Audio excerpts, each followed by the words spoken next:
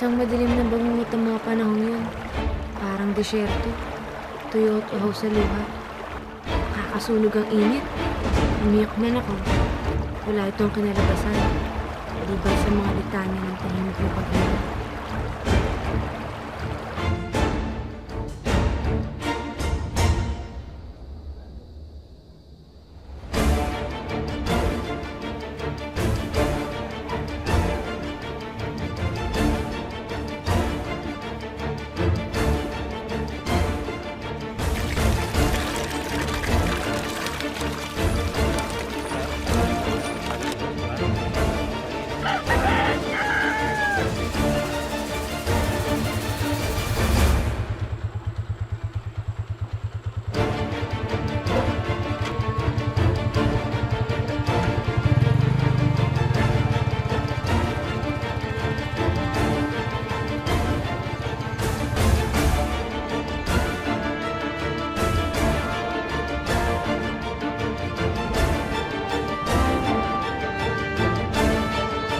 Susunod na ba eh?